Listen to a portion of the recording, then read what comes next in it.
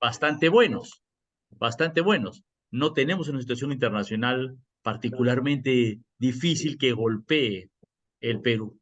El problema son las condiciones internas y particularmente el mercado interno y el consumo, ¿no? El consumo se ha retraído porque los salarios reales han caído. Esto es sencillo, la gente tiene menos plata, no le alcanza y por lo tanto compra menos. ¿No? Y bueno, aquí hay una encuestita, espero que lo vean. Paso rápido por esto porque creo que no es lo esencial, ¿no? Y el tiempo es corto, ¿no? Pero esto muestra claramente que, bueno, la gente está pues en una situación de crisis económica, ¿no? Cada vez hay más gente que se queda sin alimentos en su casa, digamos, ¿no? Lo cual es una situación bastante dramática y seria, digamos, ¿no? Esto creo que, bueno, para cualquier movimiento político, apuesta política, es algo bien importante, porque como ahorita hoy está pues en la coyuntura, en los diarios, ¿no? Ayer finalmente el ministro de Economía dijo, sí, estamos en recesión, cuando hace 2 meses había dicho lo contrario, y la verdad es que las perspectivas se ven bastante difíciles, digamos, ¿no? La propuesta en realidad del gobierno y todo el bloque de derecha, porque este gobierno de Dina Boluarte pues llegó a partir de un núcleo de poder que incluye el poder económico, el poder mediático y el poder político. O sea, en el sostén que hay a Dina Boluarte no solo está la mayoría del Congreso, su alianza con las Fuerzas Armadas y las policías, sino claramente que los grandes medios de comunicación, el Grupo El Comercio en particular, que ustedes saben, pues juega con los grandes grupos de poder económico, le hace, pues, la sostiene. Y su discurso era, ahora sí, se acabó los problemas del gobierno anterior, tenemos un gabinete técnico de lujo, y la economía va a ir para adelante y los inversionistas van a regresar, ¿no? Y eso no ha sucedido. Espero que vean mi pantalla, pero aquí un tema crítico para ver es que el ingreso promedio todavía está como de los trabajadores, ¿no? 7% debajo de lo que era antes de la pandemia y particularmente en el sector informal es donde el empleo ha estado más golpeado, ¿no? Entonces creo que esto es importante a tenerlo en cuenta, ¿no? Y la inversión privada no se ha retomado. Finalmente, al mismo tiempo, para ponernos un poquito en la coyuntura, terminar este repaso muy rapidito, hay un tema porque hay un tope legal del déficit fiscal del 2,4%. Hay una ley que dice que el déficit fiscal este año no puede pasar el 2,4%, pero el déficit fiscal ya está en 2,8%. Y la propuesta del ministro de Economía y Finanzas, que ha estado discutiendo ayer, el crédito suplementario, consiste en que el gobierno gaste más. Yo estoy de acuerdo en que el gobierno gaste más, solo que el gobierno gaste más va a implicar violar la ley porque no están haciendo nada por el tema de mejorar los ingresos fiscales. Y el problema que hay es que los ingresos fiscales se han derrumbado, se han desplomado en los últimos tiempos, como sostengo un poco en el artículo que ha salido ayer mío en Hildebrand. Lo pueden ver en mi blog también. Ahora, creo que aquí hay que tener claro, creo que la lógica de este taller es apuntar un poco más a los problemas estructurales que coyunturales, ¿ok? Pero creo que sí es importante tener en cuenta que esta recesión actual es producto de una profundización del modelo neoliberal, ¿no? Lo que ha hecho la derecha y el gobierno, y en realidad creo que también se dejó de hacer bastante el 2002 en el gobierno de Pedro Castillo, es que se ha dejado que los salarios reales caigan y que la situación de la agricultura se agrave, y con eso lo que ha pasado es que el consumo se ha reducido y se ha generado una crisis económica. Han querido agudizar o han agudizado el neoliberalismo afectando aún más a los trabajadores y agravando la distribución del ingreso en el Perú, y eso se ha traído a la macroeconomía abajo. ¿No? La cerrazón ideológica de los grupos en el poder económico y político, que tienen esta visión anti-pueblo peruano, anti-trabajador, que creen que la salida es el cholo barato, lo que han terminado es agravando la recesión, ¿no? Y sus problemas van por ahí, ¿no? Pero déjenme un poquito anotar a lo que a mí me parece que son los problemas estructurales, ¿no? Y como digo, voy un poco rápido, pero Anoto esto porque me parece que la economía como la política muestran que vivimos una coyuntura crítica. En la política eso está muy claro, no lo sustentaré, seguramente ya lo han hablado bastante, ¿no? Creo que es obvio, pero también en la economía, digamos, ¿no? Estamos en una coyuntura crítica en la cual el país puede enrumbarse por un lado u otro lado, y esto puede ser positivo, hacer, se logre un cambio a favor del pueblo peruano, también puede ser negativo, ¿no? También podemos agravar una situación de derrota popular, digamos, ¿no? Que es en lo que estamos, digamos, ¿no? El transcurso de el fin del 2022 y a lo largo del 2023 vivimos una coyuntura en la cual, a pesar de la gigantesca, ¿no? Importante respuesta popular entre diciembre y enero de este año, bueno, se ha impuesto pues un bloque en el poder claramente reaccionario, sumamente sólido, consolidado, que está tratando de imponer un cambio estructural, político y económico a su favor, ¿no? Esa es la coyuntura en la que estamos, ¿no? Solo que curiosamente, por el lado económico, al mismo tiempo que agrava la desigualdad y reduce los salarios reales, ¿ok? Un trabajador peruano hoy gana 5% menos que el año pasado, ¿ok? Ese es el dato oficial, ¿no?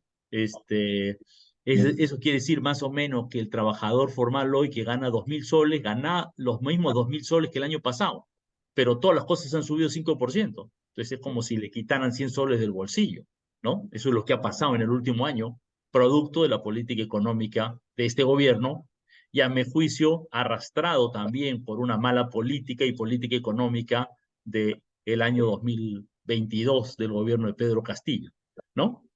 Pero bueno, vivimos una coyuntura crítica con una situación internacional muy particular. Pasaré esto por delante. Queremos, desde mi punto de vista, construir una economía, pero una economía distinta, ¿no? Me pidieron del comercio que escribiera un artículo sobre cómo retomar el crecimiento, y lo primero que escribí es, sí, queremos retomar el crecimiento, pero otro crecimiento. No queremos el mismo crecimiento que contamina, que mate el ambiente, que genera desigualdad, ¿no? Que abandona la agricultura, que genera poco empleo, etcétera, ¿no? Necesitamos un crecimiento, una economía distinta, ¿no? Yo sí soy de los que creo que queremos crecimiento, para el Perú no creo que la política del decrecimiento sea correcta, ¿no? Pero definitivamente tiene que ser un crecimiento con otra lógica, ¿no? Y aquí hay que aclarar, este grafiquito tal vez lo paso muy rápido, que en términos de nuestra comparación en el mundo, desde el 85 hasta el 2025, está este grafiquito, no sé si lo ven, el Perú es la raya roja, seguimos estando como en la quinta parte de lo que gana, de lo que produce un norteamericano promedio.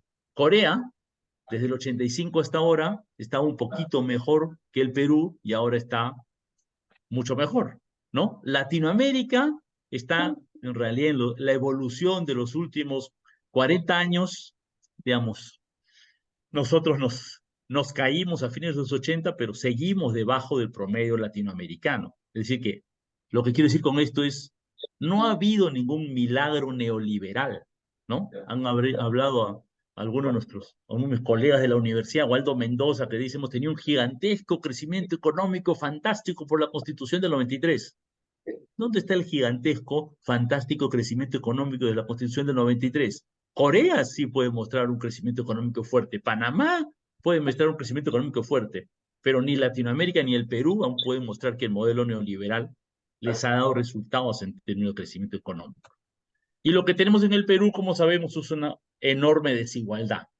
Voy a pasar esto rápido porque aquí tengo una serie de gráficos, pero nada, pensar que la anemia en Puno es 70%, mientras en Lima es pues la mitad de eso, es uno de los datos más violentos que hay, ¿no? Y aquí hay una serie de datos que los voy a pasar rápidamente, pero tal vez me interesa. La pobreza en el sector de agricultura es 54%, en el sector manufactura es 7%, ¿no?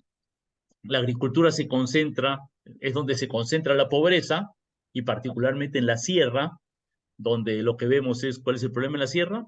Bueno, un problema esencial es que no hay riego, ¿no? Claro, la costa es una zona donde la agroexportación avanza porque se han hecho grandes proyectos de irrigación que cuestan miles de millones de dólares pagados por el Estado peruano, ¿no? Y se siguen queriendo priorizar esos proyectos, mientras que en la sierra y la selva eso no se hace, ¿no? Pues, el Perú es un país de múltiples desigualdades, entre las cuales la gente considera que las diferencias entre ricos y pobres, entre Lima y el resto del país, son muy agudas, ¿no? Y sobre todo el resto del país considera que la diferencia regional es muy grande y creo que esa es una característica esencial. Y termino este pequeño balance diciendo, todo esto a mi juicio está muy relacionado con el problema de la democracia y la gobernabilidad, ¿no? Como ustedes saben, el Perú ha sido calificado hace poco como un país que ya no es una democracia por una de estas instituciones internacionales.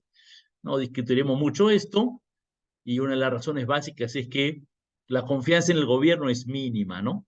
20% de los peruanos confían en el gobierno, el promedio de la región es el doble, y la confianza en una serie de elementos esenciales, por ejemplo, el Congreso de la República, siempre veo a, ¿cómo se llama? Esta congresista Alba dice, todos los congresos son recontra desprestigiados, sí, pero el del Perú le gana a todos, ¿ah? Y el de ahora le gana a todos los anteriores, digamos, ¿no? Y lo que quiero sostener aquí nada más, aparte de los temas políticas que ustedes han discutido un poquito, es que hay una relación entre gobierno, democracia y economía, ¿no? Y recojo aquí un trabajo de uno de mis maestros, Adolfo Figueroa, que dice esto, ¿no? Cuando hay una crisis distributiva, las masas consideran que la distribución es injusta y se rebelan. También se incrementan las prácticas como la corrupción y diría yo la inseguridad y la ilegalidad, ¿no? Dice Adolfo Figueroa, sociedades con un alto grado de desigualdad serán sociedades inestables y por ello autoritarias. La democracia será en esos casos muy frágil. Este maestro mío escribió esto después, digamos, del conflicto o en medio del conflicto armado interno en el Perú, ¿no? Cuando había, pues hubo 60.000, 70.000 muertos y sin duda eso lo inspiró, pero hoy nuevamente muestra que tenía razón.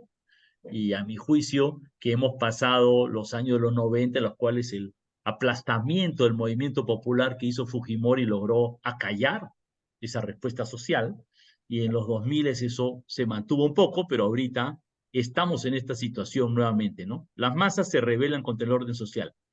Lamentablemente, si uno quiere analizar el tema político, se rebelan en parte políticamente y en parte con estas prácticas como la corrupción, la minería ilegal, la delincuencia, las bandas, etcétera, ¿no?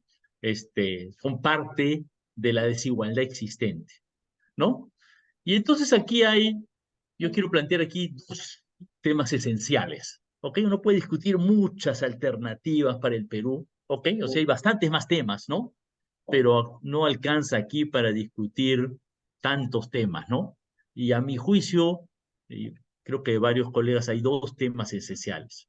El primero es que el Perú es lo que llamamos una economía de baja complejidad, una economía primario exportadora de baja complejidad.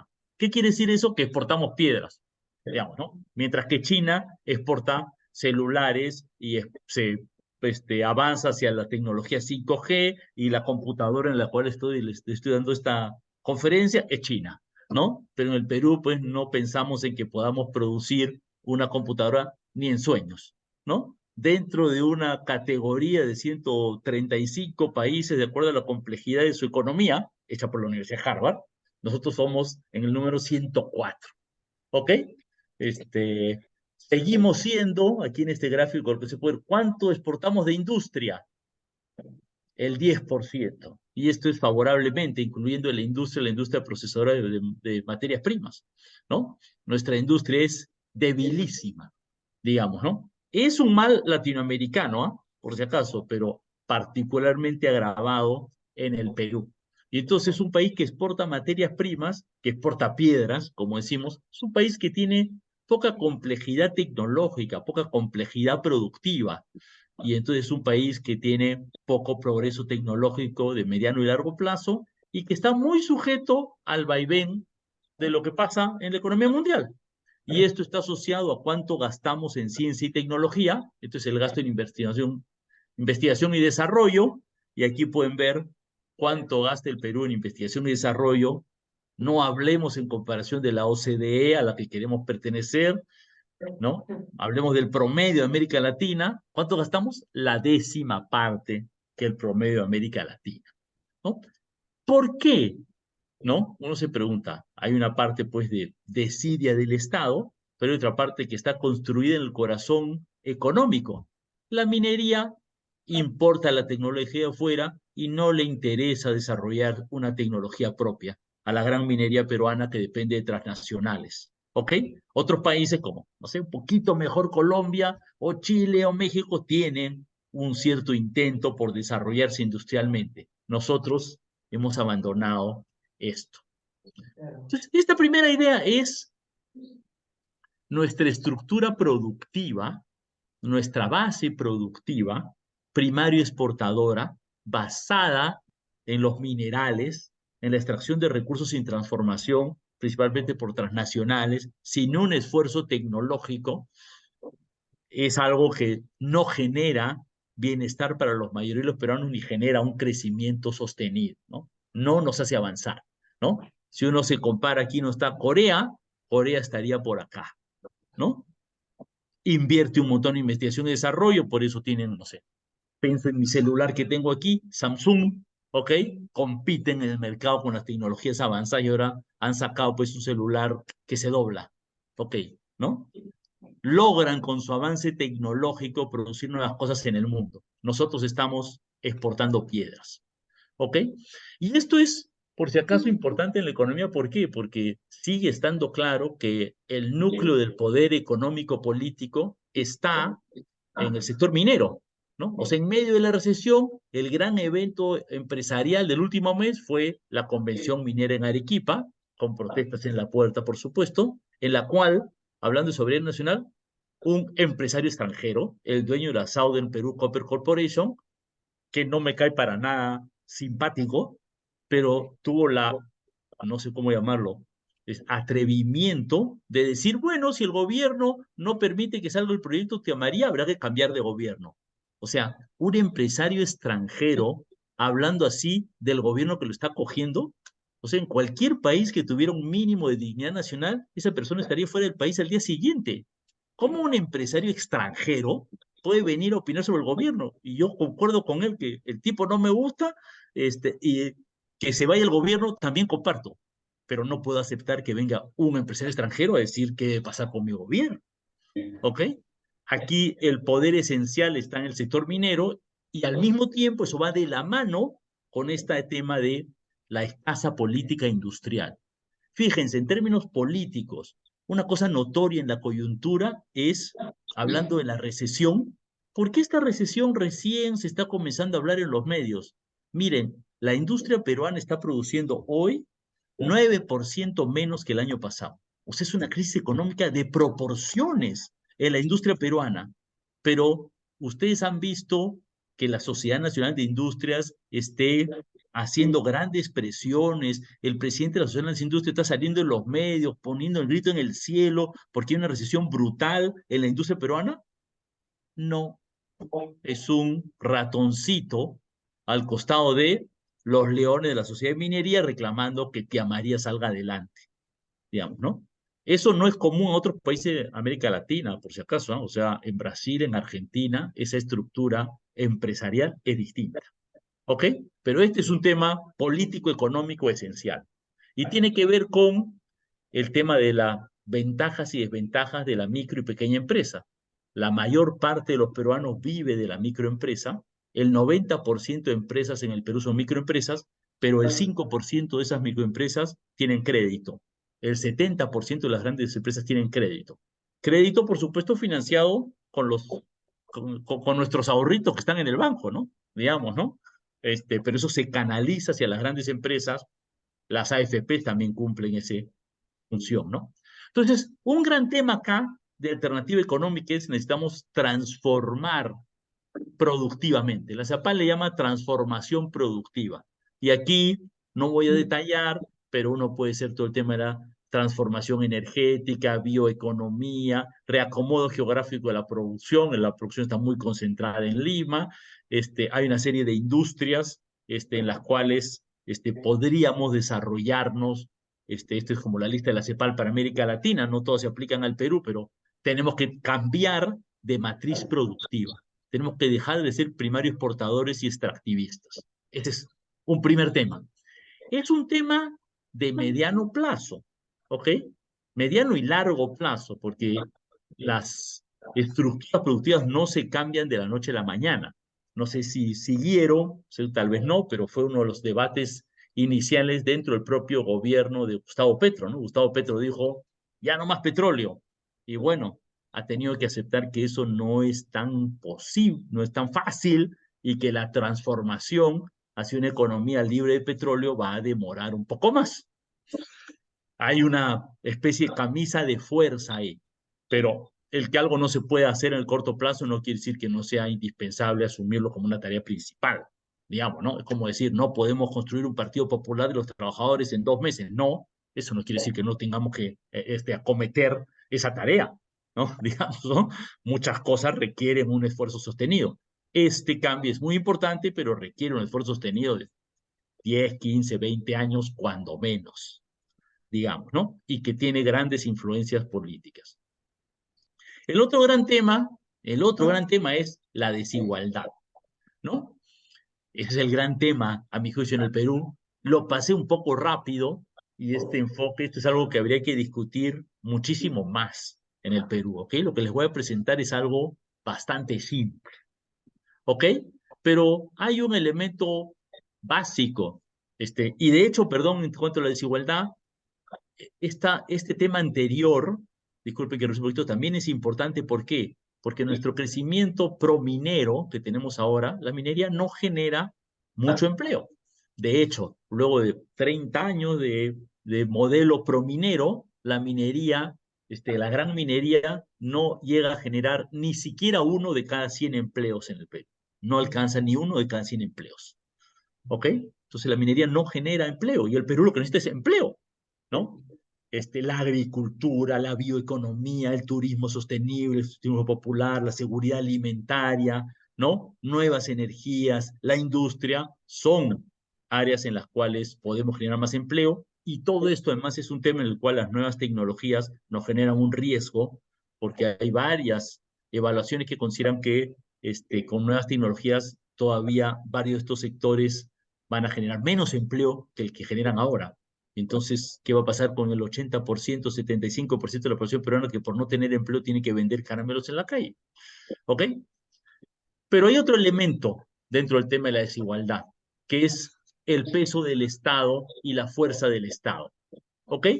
Y aquí hay varios elementos más políticos, evidentemente, en cómo funciona el Estado, ¿no? Pero para la economía hay un elemento bien sencillo, que es con qué recursos cuenta el Estado. Y aquí vemos que el Estado cuenta con más o menos 20% del PIB de ingresos y lo mismo gasta. La OCDE, el club al que supuestamente queremos pertenecer, es el doble, el doble. El promedio de América Latina es muy superior, 27%. ¿Ok? Entonces, estamos en una situación en la cual los ingresos del Estado son muy pocos. Y dicho sea de paso, desde el 2000 hasta acá, buena parte de América Latina, como ven en este gráfico, hizo un esfuerzo y subió su recaudación tributaria. El Perú no. La diferencia entre la situación de América, el Perú ya estaba debajo del promedio de América Latina, ¿no? Antes estaba debajo 3 puntos, ahora está debajo 6 puntos, ¿ok? Y esto es hasta el 2019, ¿no? Luego comentaré que luego de eso han venido las reformas tributarias de Petro y de Boric, los intentos, ¿no? Los neoliberales nos dicen, no hay que preocuparse por hacer una reforma tributaria, cuando crezcamos vendrá más la plata, ¿no? ¿O para qué queremos más plata si los gobiernos son corruptos, ¿no?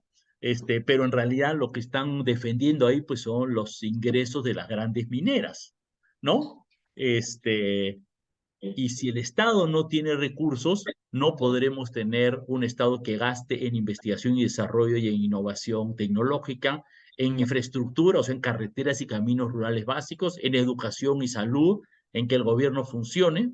No podremos tener un esfuerzo que tenga una seguridad social, una protección social, que genere un poco de redistribución a favor de las mayorías. No podremos tener mayor gobernabilidad.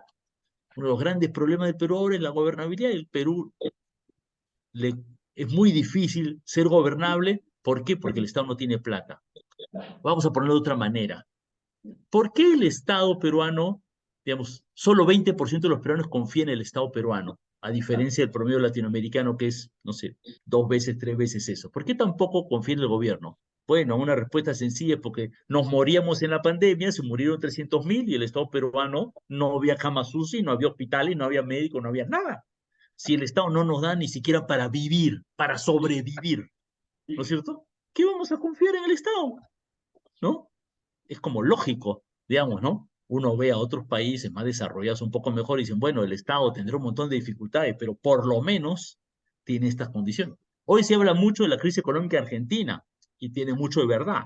Sí, pero efectivamente uno ve Argentina durante la pandemia y la mortalidad en la pandemia en Argentina fue la quinta parte que la peruana. ¿Por qué? Porque nunca se vio que había gente en la puerta del hospital sin una cama UCI, sin un poco de oxígeno. Sencillo, digamos, ¿no es cierto? El Estado, o en Chile, o en Colombia, por no irnos a otro lado. ¿Ok? Y hablando de desigualdades, una de las grandes desigualdades que tiene el Perú es esta, ¿no? Si ustedes ganan, no sé, tienen suerte y ganan 10.000 soles por su trabajo, por lo que se llama ingreso de cuarta o quinta categoría, pueden pagar impuesto a la renta de hasta 30%. Pero si la misma plata la ganan porque tienen su dinero depositado en el banco, o porque hicieron negocio con acciones en la bolsa de valores, o porque alquilaron, no sé, un edificio completo que lograron con algún acto corrupto, no pagan 30%, pagan 5% nomás. Nada más. ¿Ok? O sea, los capitalistas, los que tienen altos ingresos, los que sacan dinero que no son de su trabajo, sino de la herencia que acumularon, como Adriana Tudela, pagan 5%. El trabajador de a pie, el que hizo el esfuerzo con su trabajo, ese paga hasta 30%, ¿no? Y obviamente, pues, los que tienen grandes ingresos de capital son los ricos, ¿no? Este tema de la reforma tributaria y los ingresos del Estado ha sido esencial en las discusiones de los gobiernos progresistas más recientes, ¿ok? Comenzamos en Perú, con el gobierno de Pedro Castillo, y propusimos una reforma tributaria, particularmente un cambio en el régimen minero, ¿ok? ¿Ok? Están teniendo sobreganancias las empresas mineras, que paguen un poco más. El gobierno lo impidió. Y la verdad es que cuando hicimos esta apuesta por una reforma tributaria, el gobierno de Pedro Castillo no se compró el pleito, ¿no? Dijo no más, ¿no? No ayudó. En el caso de Colombia, poco después de que pasara todo esto en Perú, entró Gustavo Petro. Su primer objetivo fue sacar la reforma tributaria. En 4 meses, 3, 4 meses, él negoció directamente con la coalición de gobierno y subió los impuestos a la minería del petróleo, a través de un mecanismo determinado que, en fin, no es tan importante relevar ahora. En Chile, Boric también entró con una propuesta de reforma tributaria más amplia. Se perdió en el Congreso por una tontería de sectores sectarios y pequeños conflictos en parte de la coalición de gobierno, ¿no? Pero con una amplia mayoría, inclusive de buena parte de sectores de la derecha, han logrado sacar una ley que aumenta las regalías mineras. Han sacado un poquito. No es un montón, ¿ah? En ninguno de los dos casos es un montón, es un poquito de avance, pero es un tema esencial para lograr una mayor redistribución. Ok, entonces yo quería como sustentar, me quedo aquí porque sé que la hora es bien tarde y he tratado de correr rápidamente porque creo que ya los estómagos, sus estómagos aprietan y estarán cansados durante todo el día. Me gustaría mucho, si habrá otra oportunidad de detallar muchos más temas, ¿no es cierto? De los que podríamos conversar. O sea, he corrido rápido y he hecho un gran resumen, digamos, ¿no? Pero si se quiere, el gran resumen, a mi juicio, sería ¿no? si tuviéramos que resumir dos grandes transformaciones, dos grandes ejes de transformación de la economía peruana actuales, ¿cuáles son? Uno, diversificación productiva. O si se quiere, si lo vemos en la lógica destituyente, terminar con el modelo primario exportador y pasar a una estructura económica de mayor dinamismo tecnológico, más industrial, más agrícola, más generadora de empleo. ¿Ok? Los motores de crecimiento, la forma como crece la economía peruana, es una forma que genera desigualdad y genera poco empleo y no es dinámica. No asegura un desarrollo a mediano y largo plazo. Tenemos que cambiar el modelo extractivista, que es la estructura económica. Ese es el primer punto. Y el segundo punto, económicamente, además de políticamente, pero económicamente el Estado peruano es raquítico, ¿no? Y entonces puse el ejemplo de la salud, pero junto al ejemplo de la salud podemos poner el ejemplo de la educación, podemos poner el ejemplo de los caminos rurales que son pésimos, puedo poner cantidad de ejemplos, ¿no? Y yo sé que hay un montón de problemas respecto a por qué esto no sucede, pero hay uno esencial desde el punto de vista de economía. Miren, y en el tema de salud es sumamente claro, ¿no? En la pandemia tuvimos la mortalidad más alta del mundo. Fíjense este dato, porque he trabajado esto. En el Perú tuvimos 300.000 muertos. Si hubiéramos tenido la mortalidad de la pandemia promedio de Latinoamérica, no les estoy planteando el primer mundo, promedio de Latinoamérica, no se hubieran vuelto, no se hubieran muerto 300.000 peruanos, se hubieran muerto 50.000. 250.000 peruanos extra se murieron por las condiciones con que enfrentamos la pandemia. Y hay varias causas para ello, pero hay una muy esencial y directa. No había médicos, no había enfermeras, no había camas en el hospital, no había camas UCI, no había oxígeno. Y eso es muy distinto a cómo enfrentaron este tema Bolivia, Ecuador, Argentina, Chile, Colombia, digamos, por decir países, no, ni siquiera países izquierdistas, me explico, ¿no? Con gobiernos progresistas, ¿no? Colombia que venía de una tradición de gobierno de derecha, pero tenían un sistema de salud, no sé, ni siquiera bueno, pero mínimo. ¿Y por qué en el Perú no tenemos médicos, enfermeras, hospitales, camas, oxígenos? ¿Por qué no hay presupuesto para la salud? Y uno ve las cifras comparativas y efectivamente el Perú gasta en salud 3% del PBI, Colombia gasta 6%, el promedio latinoamericano es 5%, la Organización Mundial de la Salud dice que deberemos gastar 6% del PBI, gastamos 3%. No hay plata, pues, ¿no? Que es como esta otra pregunta medio curiosa, ¿no? ¿Y por qué no hay más médicos en el Perú? ¿Sabe por qué no hay más médicos en el Perú, en el Estado peruano? Porque médicos hay, o sea, formación de médicos hay regular, ¿no? Podría mejorarse, pero no es que faltan médicos que egresen. Lo que faltan son plazas de médicos. No sé si me explico, ¿no? No sé si han visto, termino con este, que es como el escándalo, no sé si han visto ahorita, bueno, una vez más, de lo que se llama el serums equivalente, ¿no? Un médico o una enfermera, una nutricionista, un psicólogo termina su profesión y el Estado dice, la ley dice, tienes que servir en el Estado un año para que de ahí tengas una carrera pública, bacán. Pero el Estado, ¿sabe qué le dice? Pero no tengo plata para pagarte, ¿sí? De 10.000, voy a poner de 10.000 profesionales de salud que salen todos los años y que tienen que trabajar un año en el Estado. Ok, bien, un esfuerzo, ¿sí? Pero deberían trabajar, son profesionales, se debería pagar. Bueno, para 10.000 profesionales médicos que salen al año, el Estado dice, yo solo puedo pagar 1.000. Los otros 1.000, ¿qué se ven obligados a hacer? A trabajar gratis, gratis. O sea, estudiaron 5 años profesionales, quieren comenzar su vida y el Estado no les quiere reconocer, o sea, por su servicio les paga cero. ¿Y por qué? No es por la ineficiencia, la corrupción, la no sé cuánto, ¿qué? Es porque no hay presupuesto. El recontra es directo. ¿Y por qué no hay presupuesto? Porque las grandes empresas mineras no pagan lo justo y porque los grandes millonarios en el Perú no quieren pagar sus impuestos.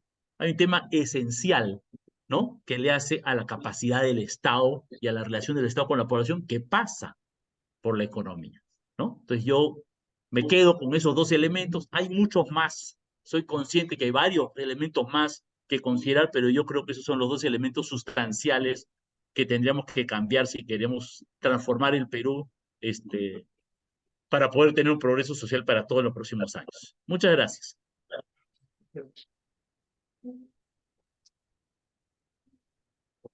¿El micrófono? Ya, Veo cambiamos. aplausos, pero no los oigo. No, no fuerte. No los oigo, creo que por el sistema de sonido. No creo que sea por la fuerza de las palmas. Creo que por el sistema de sonido. Pero esperamos que lo hayas sentido en Gracias. todo caso. Sí, Pero muchas claro. presentación sobre el tema económico, pero en el que a su vez nos has hablado de salud, de educación, de productividad, de agricultura, mostrando claramente cómo es un tema que, aunque a veces nos quieren presentar como abstracto y alejado de la realidad cotidiana, tiene mucho que ver con todos estos otros temas.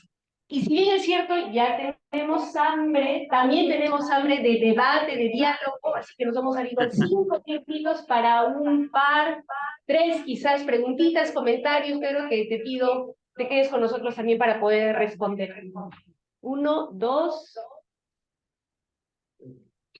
Una pregunta sobre el primer elemento. Antes que nada, muchas gracias por la charla. Es sobre la diversificación productiva. En alguna oportunidad leí que el Estado había aprobado un plan, creo, de diversificación productiva. ¿Podríamos explicarnos un poco mejor en qué se diferencia con este plan? No lo pude leer en mi área, pero si nos puedes explicar un poco. A ver, Pedro, una, una, una consulta. ¿Escuchas con... A ver, ¿ahí escuchas bien? Ahí te escucho bien.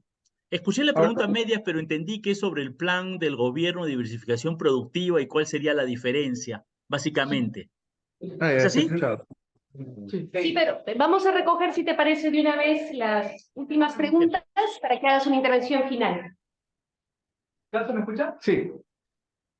Ya, bueno, sí, yo quería rescatar dos cosas. Primero es también el comienzo de la exposición que habla de gobernabilidad, democracia y gobierno, y economía, perdón. Y quería contar sobre todo estos dos términos, que es la gobernabilidad económica, es decir, tener soberanía también sobre cómo nosotros estructuramos nuestras dinámicas de mercado.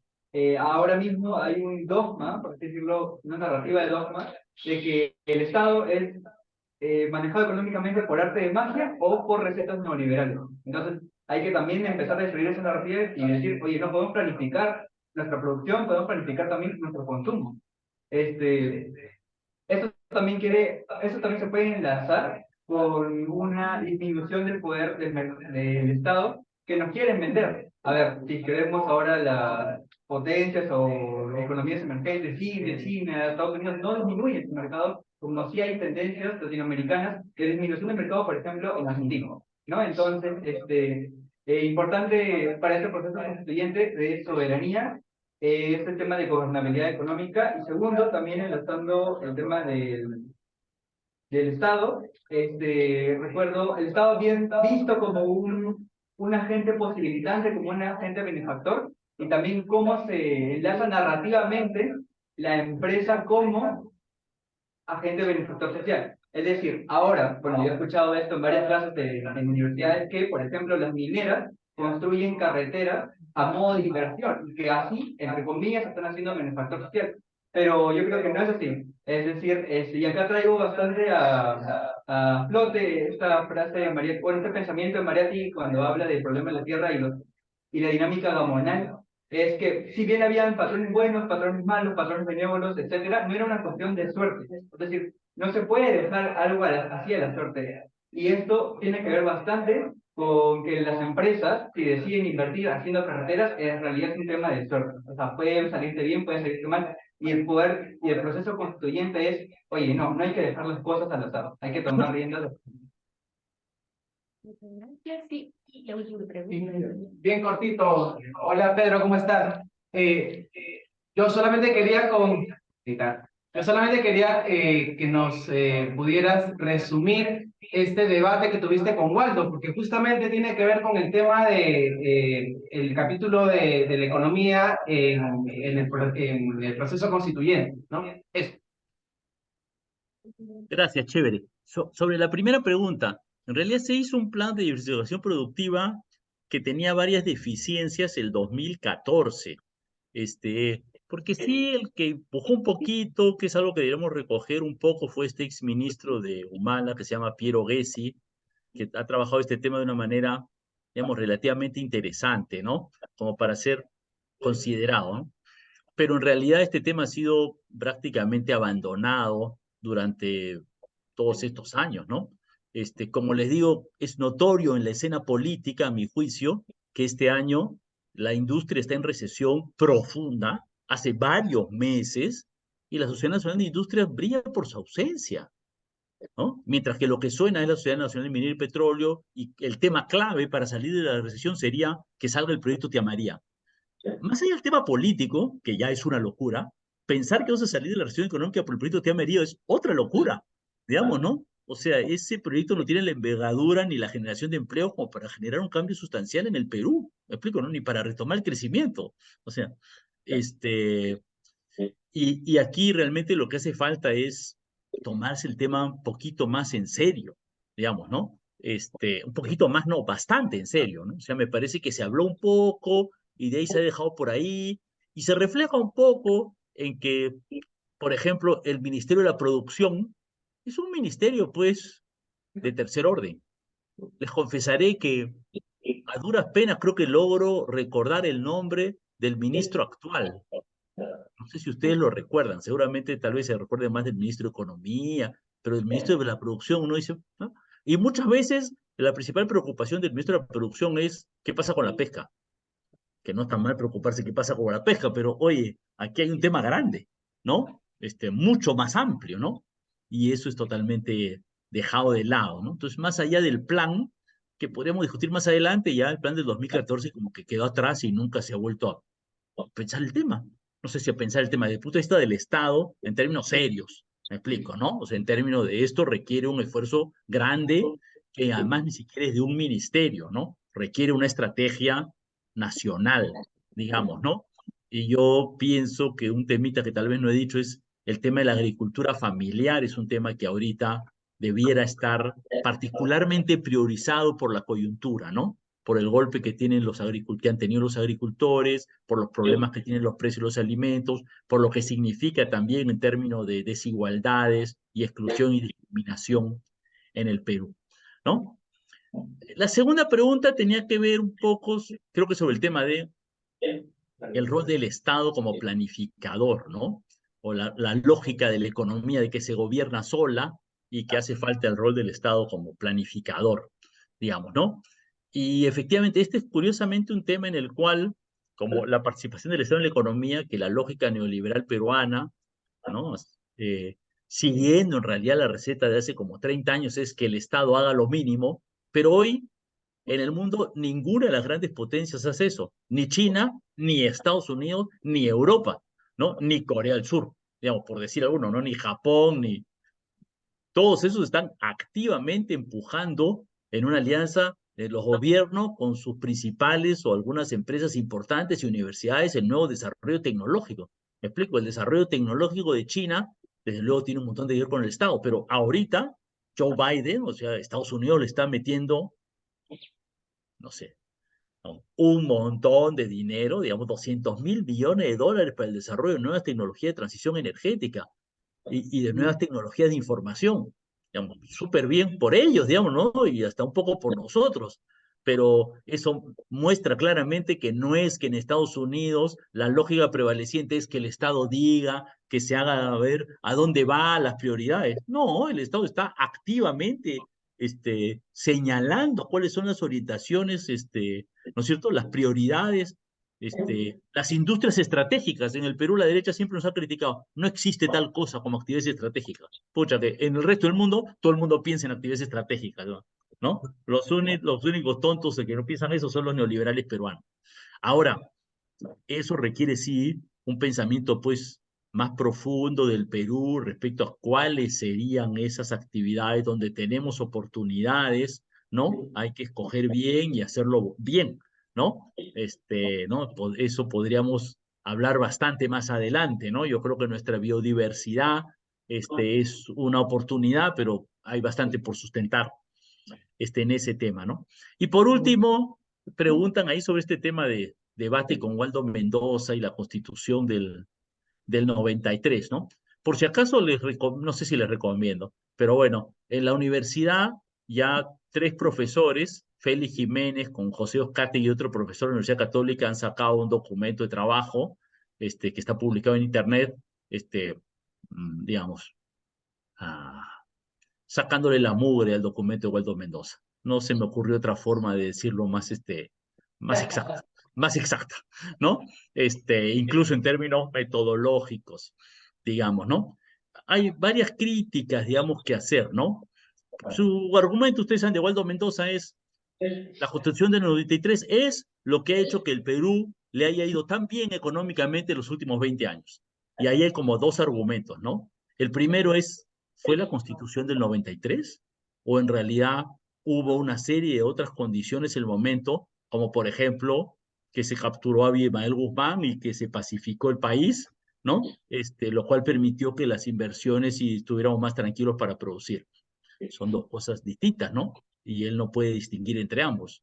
Pero la crítica mayor es, realmente nos ha ido tan como excelentemente los últimos 20 años, ¿no? Y es como, bueno, uno ve la cifra de crecimiento agregado y en un periodo tenemos un crecimiento más o menos bueno, pero luego no. Y es clarito en las cifras de que el crecimiento en el Perú, cuando es mejor, es entre el 2003 y el 2014, que es cuando los precios de los minerales son altos. Entonces, explíqueme usted, señor Waldo Mendoza, cómo es que la Constitución es el 93, pero su efecto positivo es en el 2003 y luego termina el 2014 y luego ya no hay. Entonces, ¿cómo es que sucedió algo que no tuvo mayor efecto? Tuvo algún efecto, pero menor en los siguientes 10 años. De ahí funcionó durante 8 años y luego, los últimos años, tampoco ha funcionado. ¿Cómo eso tiene lógica? A mí me parece claramente que no tiene lógica. Y en realidad uno podría ver el día de hoy. Y lo que uno le preguntaría a Waldo Mendoza es, bueno, ¿y si la Constitución 93 es tan excelente? ¿Y si la Constitución 93 es que la economía peruana le ha ido tan bien? ¿Por qué ahora estamos tan mal si seguimos teniendo la Constitución del 93? ¿Me explico? Si le adjudicas un resultado positivo a una causa fundamental, entonces lo que causó todo esto fue la Constitución 93. Ah, qué bien, ¿no? La Constitución 93 es la piedra de toque que ha hecho que el Perú le ha ido muy bien. Ya, no discutamos de que no crecimos tanto, que el crecimiento se detuvo, que la desigualdad fue enorme, todos los problemas del modelo económico. Pero si la Constitución del 93 fue tan buena, ¿cómo es que hoy estamos en recesión? Y nadie está pensando de que ahorita la economía peruana va a retomar un crecimiento grande en los próximos años. Entonces, hay algo inconsistente en ese pensamiento, digamos, ¿no? Inconsistente en ese pensamiento, ¿no? A mi juicio, lógicamente inconsistente, ¿no? O sea, más allá de discutir, hay otros temas que discutir valorativos sobre las consecuencias negativas, ¿no? Los problemas que ha tenido el Perú estos 20 años, ¿no? Desigualdad, contaminación, deforestación, discriminación, etcétera, ¿no? Informalidad, ¿no? Pero aún sin eso, me parece que el argumento no se sostiene, digamos, ¿no? Entonces, en realidad yo creo que es la forma, pues, de tratar de defender el modelo neoliberal, pero que una vez más lo que estamos viendo, pues, es que urge su cambio, ¿no? Digamos, ¿no? Una vez más vemos que esto está agotado, ¿no? Y que si seguimos por ese camino, bueno, no sé cómo vamos a tener mejores resultados que los que hemos tenido estos últimos pocos años, ¿no? Tal vez lo último que añadiría, disculpen, es, hay otra discusión aquí, ¿no? Que es que tener aquí, ¿no? Con Waldo Mendoza y con varios neoliberales, que es la economía va separada de la política, nos dijeron un tiempo. No, la economía va por cuerdas separadas. Y en realidad luego nos han dicho, bueno, no, la política influye en la economía. Entonces la constitución genera el crecimiento económico. La inestabilidad política influye en la economía. Y es verdad que la situación política influye en la economía. Pero lo que ellos no quieren considerar es que la economía también influye en la política. Que si tenemos esta situación actual, digamos, si hay tanta protesta social, tan sostenida en los últimos años, es por una desigualdad generada por la economía. Si la gente está molesta con el gobierno y no cree en el gobierno, es porque el Estado no le da servicio de salud porque no tiene plata, ¿no? No es que la política va por un lado y el modelo económico no tiene nada que ver con la política. No es así, es una sola cosa. Y de hecho, el propio modelo económico lo que hace es concentra el poder económico en un pequeño sector, el sector minero financiero en el Perú, Y ese sector minero financiero del Perú es el que está atrás del golpe y atrás de esta dominación oligárquica que tenemos. Digamos, ¿no? Es parte del modelo político, es la enorme desigualdad y la gran concentración del poder económico y político. ¿Ok? Porque, digamos, para terminar con esto, porque yo estoy hablando mucho, pero es como... Y entonces, es simplemente una anécdota que el dueño del principal banco del Perú, el señor Dionisio Romero, le llevó a Keiko Fujimori 3,5 millones de dólares en maletines, en billetes. Digo, lo de maletines en billetes, y se los entregó él mismo en su mano. Digo, sí, o sea, primero que el principal banco, el dueño del principal banco del Perú, con plata del banco, o sea, de todos sus accionistas, de una manera ilegal, le dé plata a la candidata Keiko Fujimori, ya es un hecho que no es una anécdota, ¿no? Pero tampoco es una anécdota que, como podría ser cualquiera de nosotros cuando quiere hacer una transferencia grande, no le hizo pues por transferencia bancaria, ¿no? Se lo llevó en maletines llenos de billetes. O sea, lo quería ocultar. Es un hecho de corrupción. Y tampoco es casualidad este tercer hecho. Se los entrega él personalmente. No manda un emisario, no manda un pata, no es a través de una persona. Él mismo se lo entrega a Keiko Fujimori. ¿Por qué se lo entrega Dionisio Romero directamente en sus manos a Keiko Fujimori? ¿Por qué? ¿Por qué no se lo manda con un chofer? ¿Por qué se lo manda con el gerente del banco? Porque quiere el pacto político, pues, porque quiere que Keiko Fujimori luego le defienda los intereses. Y efectivamente así sucedió. 2 meses después, cuando se discutía la ley de alimentación saludable que iba a afectar los intereses de Alicorp, que es la empresa de Dionisio Romero, Keiko Fujimori, la primera condición que le puso, se reunió con Keiko Martín Vizcarra, y la primera condición que le puso Keiko Fujimori a Martín Vizcarra fue: me sacas a la ministra de Salud que quiere promover la ley de alimentación saludable. ¡Qué coincidencia! ¿No? Y todo ese enjuague económico no tiene nada que ver con el modelo económico. No, porque la economía y la política van por cuentas separadas. Hay que, pues, no sé, hay que- o sea, no hay peor ciego que el que no quiere ver. Vamos a ponerlo así. No hay peor ciego que el que no quiere ver. Porque me parece que los hechos están ahí sobre la mesa. Los hemos visto con una nitidez que se ven pocas veces en la historia, ¿no? Tan claritos los hechos sobre la mesa, ¿no? Y yo creo que ahí es donde la economía y la política se juntan y donde una transformación tiene que pensar ambas cosas conjuntamente, ¿no? Un solo pensamiento, ¿no? Creo que ese es el punto, ¿no? Que quería señalar aquí al final como reflexión. Muchas gracias, ¿sí? Muchas gracias y un gusto ver a varios amigos en esta reunión, y espero que sea muy positivo el espacio de reflexión en esta temporada. Bien. Gracias, Pedro. Nos quedamos entonces con esa idea. La política y la economía están estrechamente ligadas. A veces van incluso en el mismo maletín, lleno de billetes. Gracias, Pedro. Nos vamos a almorzar. Un abrazo. Gracias, compa. Aquí saludo. Chao. Un abrazo, compas todos. Como entonces, para digerir todo esto, al segundo piso.